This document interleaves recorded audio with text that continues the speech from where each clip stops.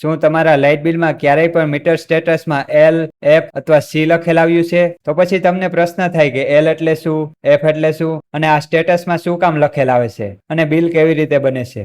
ઘણા ગ્રાહકોને આ બાબત વિશે માહિતી નથી હોતી, તેના કારણે જ બિલ વિશે ગેરસમજ ઊભી થાય છે. તો આ વિડીયોમાં હું તમને જણાવીશ કે બિલમાં એલ, એફ અને સી સ્ટેટસ ક્યારે આપવામાં આવે છે અને બિલ કેવી રીતે બનાવવામાં આવે છે. તો ચાલો જાણી લઈએ. નમસ્કાર મિત્રો, સ્વાગત છે તમારું આપણી ચેનલ જીબી ગુરુ પર, જ્યાં તમને પીજીવીસીએલ, ડીજીવીસીએલ, એમજીવીસીએલ અને યુજીવીસીએલ વિશે નવી માહિતી મળતી રહેશે. તો અમારી ચેનલને સબસ્ક્રાઇબ કરી લેજો. હવે સૌપ્રથમ વાત કરીએ એલ સ્ટેટસની. એલ સ્ટેટસનો અર્થ થાય છે લોક બિલ.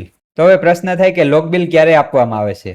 જ્યારે પણ મીટર રીડર તમારા ઘર, દુકાન અથવા જ્યાં પણ મીટર લાગેલું છે ત્યાં બિલ બનાવવા માટે આવે, પણ ઘર બંધ હોય, દુકાન બંધ હોય, મીટર સુધી પહોંચી ન શકાય અથવા કોઈ પણ કારણસર મીટર જોઈ શકાય તેમ ન હોય, તેવા સંજોગોમાં મીટર રીડર રીડિંગ જોઈ શકતો નથી, એટલે લોક બિલ એટલે કે એલ સ્ટેટસનું બિલ આપવામાં આવે છે. તો પછી પ્રશ્ન થાય કે લોક સ્ટેટસમાં બિલ કેટલા યુનિટનું બનાવવામાં આવે છે? તો લોક સ્ટેટસમાં બિલ તમારા અગાઉના વપરાશની એવરેજ પ્રમાણે બિલ બનાવવામાં આવે છે, જે એવરેજ તમારા બિલમાં આપેલ હોય છે અને તે યુનિટનું બિલ આપવામાં આવે છે. તો હવે ઘણા ગ્રાહકોને પ્રશ્ન થાય કે બિલ તો 130 યુનિટનું આવ્યું, પણ હાલના રીડિંગ અને પાસ્ટ રીડિંગ સરખા જ કેમ છે? નવા રીડિંગ પ્લસ કેમ ન થયા? તો આનો જવાબ ખૂબ જ સરળ છે. કારણ કે મીટર રીડર તમારું મીટર જોઈ જ નથી શક્યો, એટલા માટે નવા રીડિંગ કેવી રીતે લખી શકાય? તેથી જ બિલમાં રીડિંગ પ્લસ કરવામાં આવતા નથી. તો હવે પ્રશ્ન થાય કે લોક બિલમાં રીડિંગ પ્લસ નથી કરવામાં આવતા, એટલે આવતા બિલમાં જ્યારે રીડિંગ જોઈને બિલ બનાવવામાં આવશે તો બિલ વધુ યુનિટનું આવશે અને ઊંચો ભાવ લાગશે. પણ એવું નથી. જ્યારે પણ બિલ જોઈને બનાવવામાં આવશે ત્યારે મીટરમાં જેટલા યુનિટ હશે તે મુજબનું બિલ બનાવવામાં આવશે અને તે યુનિટના ભાગ પાડી દેવામાં આવશે અને તે યુનિટ મુજબ ગણતરી કરવામાં આવશે, એટલે ગ્રાહકને ઊંચો ભાવ નથી લાગતો. અને આગળના બનેલા લોક બિલની રકમ પ્રોવિઝનલ બિલ તરીકે તમારા બિલમાંથી બાદ આપવામાં આવે છે અને ગ્રાહક પાસેથી એકચ્યુઅલ વપરાશ મુજબ જ બિલ રહેવામાં આવે છે. એટલે જો તમારે લોક બિલ આવે તો ગભરાવાની જરૂર નથી. આવતી વખતે જોઈને થશે એટલે તમારું બિલ નોર્મલ થઈ જશે. તો ચાલો, મારી પાસે બિલ છે લોક બિલ સ્ટેટસ વાળું, અને તે પછી લોક ઓપન થાય તે સ્ટેટસ વાળું બિલ છે, તો તમને બતાવી દઉં.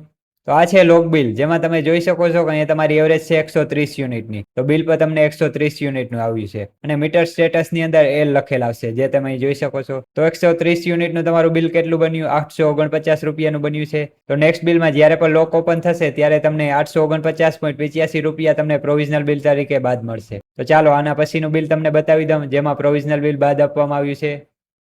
તો આ છે લોક બિલ પછીનું, જ્યારે પણ તમારું મીટર રીડિંગ જોવાનું છે તે બિલ, જેમાં 269 યુનિટનો વપરાશ આવ્યો છે અને તે મુજબ 1759 રૂપિયાનું બિલ બન્યું છે, જેમાંથી તમને પ્રોવિઝનલ બિલ તરીકે 849 રૂપિયા બાદ આપવામાં આવ્યા છે. જે તમારું આગલું લોક બિલ બન્યું હતું 130 યુનિટનું, તેની રકમ અહીં બાદ આપવામાં આવે છે. તો આ રીતે 1759 માંથી 849 બાદ કરતા તમારે 909 રૂપિયા બિલ ભરવાનું રહેશે, નવું બિલ રહેશે તે. તો આ રીતે જ્યારે પણ તમારું લોક બિલ બનશે અને તે પછી જ્યારે પણ જોઈને બિલ બનશે ત્યારે તમને પ્રોવિઝનલ બિલની રકમ બાદ કરી દેવામાં આવશે, એટલે ગ્રાહકને કોઈ પણ નુકસાન નથી જતું લોક બિલની અંદર.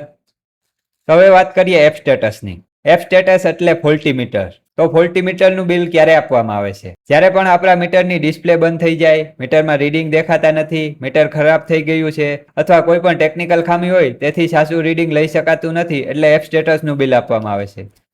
તો હવે પ્રશ્ન થાય કે એફ સ્ટેટસમાં બિલ કેટલા યુનિટનું આપવામાં આવે છે? તો એફ સ્ટેટસમાં પણ બિલ એવરેજ મુજબ આપવામાં આવે છે, જે એવરેજ તમારા બિલમાં ઓલરેડી આપેલા જ હોય છે. તો હવે પ્રશ્ન થાય કે બિલમાંથી એફ સ્ટેટસ ક્યારે નીકળશે? જ્યાં સુધી તમારું ફોલ્ટી મીટર બદલવામાં નહીં આવે ત્યાં સુધી તમને એફ સ્ટેટસનું બિલ જ આવતું રહેશે, એટલે કે એવરેજ બિલ આપવામાં આવશે. એટલે તેના માટે તમારે મીટર બદલવાની અરજી કરવી પડશે. હવે તમારે જાણવું હોય કે મીટર બદલવાની અરજી કેવી રીતે કરવી, મીટર બદલવા માટે કયું ફોર્મ ભરવું અને ફોર્મ ક્યાંથી ડાઉનલોડ કરવું, તો તેના માટેનો વિડીયો અમે ઓલરેડી બનાવેલ છે અમારી ચેનલ ઉપર, જેની લિંક ડિસ્ક્રિપ્શનની અંદર આપેલ છે, તો તે વિડીયો જોઈ લેજો, જેમાં સ્ટેપ બાય સ્ટેપ માહિતી આપેલ છે કે મીટર બદલવાની અરજી કઈ રીતે કરવી. તો ચાલો હવે તમને એફ સ્ટેટસનું બિલ બતાવી દઉં, જે મારી પાસે છે. તો આ છે એફ સ્ટેટસનું બિલ, જેમાં તમે જોઈ શકો છો મીટર સ્ટેટસની અંદર એફ લખેલ આવશે અને તમારી એવરેજ મુજબના યુનિટનું બિલ આપવામાં આવશે. અહીં તમારી એવરેજ 100 યુનિટની છે, એટલે તમને 100 યુનિટનું બિલ આપવામાં આવ્યું છે. તો આ છે એફ સ્ટેટસનું બિલ. હવે વાત કરીએ સી સ્ટેટસની. સી સ્ટેટસ એટલે મીટર ચેન્જ, એટલે કે તમારું મીટર બદલ્યું હોય ત્યારે સી સ્ટેટસનું બિલ આપવામાં આવે છે. જ્યારે પણ તમારું જૂનું મીટર કાઢી અને નવું મીટર લગાડવામાં આવે છે ત્યારબાદ જે પહેલું બિલ આવે તેમાં સામાન્ય રીતે સી સ્ટેટસ લખેલ આવે છે. તો હવે પ્રશ્ન થાય કે સી સ્ટેટસમાં બિલ કયા યુનિટ મુજબ આપવામાં આવે છે? સી સ્ટેટસમાં બિલ નવા મીટરના રીડિંગ અને જૂના મીટરના રીડિંગ મુજબ બિલ આપવામાં આવે છે. જેમાં નવા મીટરના હાલના રીડિંગ અને જૂના મીટરના જ્યારે પણ મીટર ઉતાર્યું હોય ત્યારે છેલ્લા રીડિંગ હોય તે બંનેનો સરવાળો કરીને બિલ આપવામાં આવે છે. તો આ રીતે મીટર ચેન્જનું બિલ બનાવવામાં આવે છે. તો ચાલો હવે મારી પાસે એક મીટર ચેન્જનું બિલ છે તે તમને બતાવી દઉં. તો આ છે મીટર ચેન્જનું બિલ, જેમાં તમે જોઈ શકો છો મીટર સ્ટેટસની અંદર સી લખેલ છે અને હાલના એટલે કે પ્રેઝન્ટ રીડિંગની અંદર નવા મીટરના રીડિંગ હશે અને પાસ્ટમાં જૂના મીટરની રીડિંગ હશે. તે બંનેનો ડિફરન્ટ કાઢી અને બંનેનો સરવાળો કરવામાં આવશે અને જેટલા યુનિટ થતા હશે તે મુજબનું બિલ આપવામાં આવશે. તો આ છે મીટર ચેન્જનું બિલ. તો હવે તમને સમજાઈ ગયું હશે કે બિલમાં એલ, એફ અને સી સ્ટેટસ શું કામ લખેલ આવે છે. જેમાં એલ એટલે લોગ બિલ, જેમાં એવરેજ મુજબ બિલ આપવામાં આવે છે.